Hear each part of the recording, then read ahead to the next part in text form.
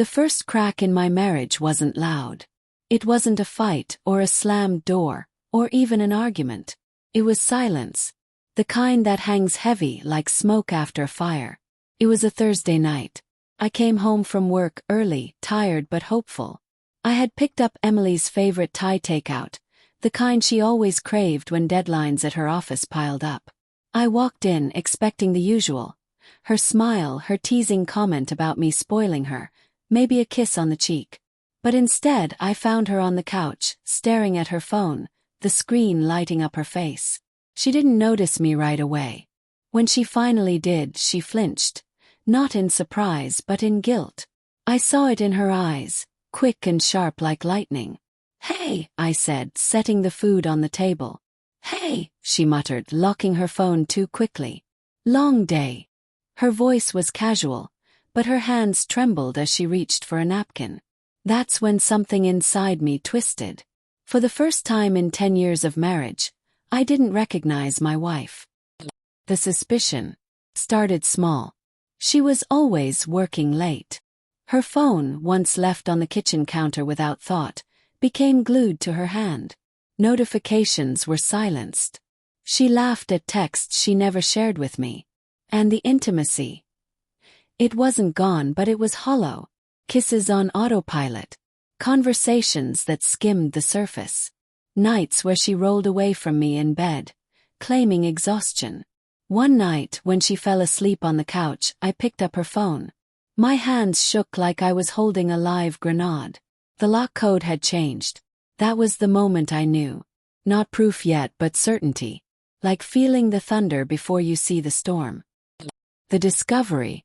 I didn't want to be the cliché husband who snoops, but desperation eats at you. One Saturday morning when she was in the shower, I opened her laptop. It was there waiting for me. An email chain. The subject line: last night. Click. "I can still taste you. I wish you didn't have to leave so soon." The words blurred as my vision tunneled. My heart pounded against my ribs, every beat screaming no, no, no. His name was Adam. I knew him. Not well, but enough. He was a manager from another department in her company. I had met him at a holiday party. He shook my hand, smiled, told me how lucky I was to have Emily. Lucky. I closed the laptop before she walked back in, my chest burning with betrayal. But I couldn't unsee it. I couldn't unknow it. The confrontation. That night, I sat her down at the kitchen table. The same place we had celebrated anniversaries, planned vacations, talked about maybe having kids one day.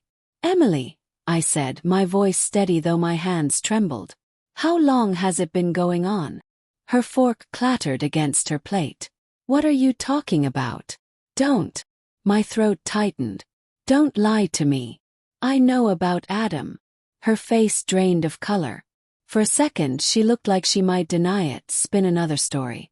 But then her shoulders sagged. "I didn't mean for it to happen," she whispered. The words cut deeper than any denial could. "How long?" I asked. She stared at her lap. 6 months. 6 months. Half a year of lies, stolen kisses. Hotel rooms I paid for unknowingly with my trust. "Do you love him?" I forced the words out. Tears welled in her eyes. She didn't answer. And in her silence, I found my answer. I didn't scream. I didn't throw plates or smash glasses. Instead, I stood, walked to our bedroom, and pulled out a suitcase. "Where are you going?" she asked, panic flooding her voice. "I'm not," I said coldly. "You are. This marriage is over." She sobbed, begged, swore it was a mistake. But the more she spoke, the more I realized I was done. The Emily I married, the woman who once looked at me like I was her whole world, was gone. By midnight, she was gone too, suitcase in hand, tears streaking her face as she walked out of our house. And just like that, 10 years of love, trust, and promises dissolved into nothing. The aftermath. The days that followed were a blur. Papers filed. Lawyers called. Friends offering sympathy I didn't want. Nights where I stared at the empty side of the bed, wondering how the hell everything had unraveled so fast. But the strangest part wasn't her absence. It was the quiet. No more silenced phones. No more excuses. Just silence. The same silence that had started it all. For weeks I thought that was the end of it. Divorce, heartbreak, healing. Until the knock came. The knock at the door. It was a rainy evening when I heard it. Firm, deliberate knock. I opened the door to find Adam standing there. The man who had stolen my wife. Or maybe the man she had given herself to. Either way, the sight of him made my blood boil. "What the hell are you doing here?" Snap.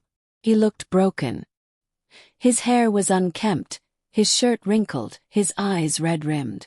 "Please," he said, voice cracking. "Can I come in?" I almost slammed the door in his face. But something stopped me. Maybe it was curiosity. Maybe it was the need to finally look my enemy in the eye.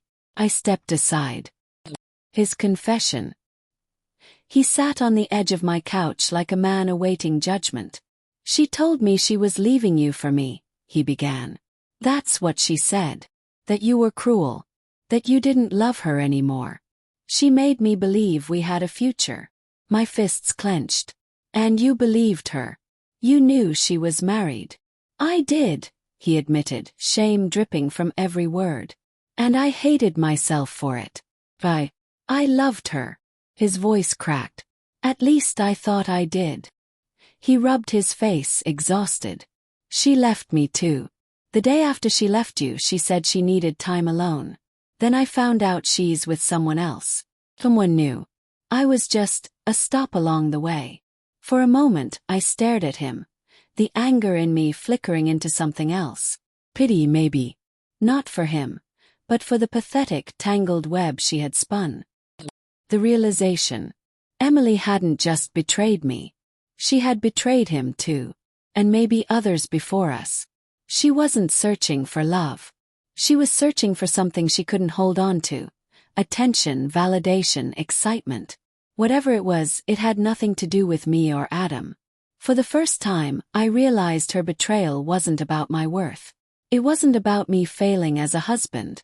It was about her, and the emptiness inside her she tried to fill with someone else's affection. Closure. Adam stood to leave, his shoulders slumped. "I'm sorry," he said quietly. "For everything.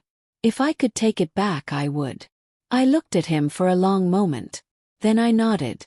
So would I. He walked out into the rain, disappearing into the night. And I closed the door, not just on him but on all of it. The lies. The betrayal. Pain. For the first time in months I felt free. Moving forward. The divorce went through. Papers signed, assets divided, names untangled. I thought I'd feel hollow when it was final, but instead I felt lighter. I started running again. Joined a local book club. Spent time with friends I had neglected during my marriage. Slowly, piece by piece, I rebuilt myself. One evening I stood on my porch, watching the sunset bleed across the sky. I thought of Emily, wherever she was, whoever she was with, and felt nothing but a distant ache. She had been my past, but she would not be my future. And as the last light of day faded, I realized the truth. Sometimes betrayal doesn't just break you. Sometimes it sets you free.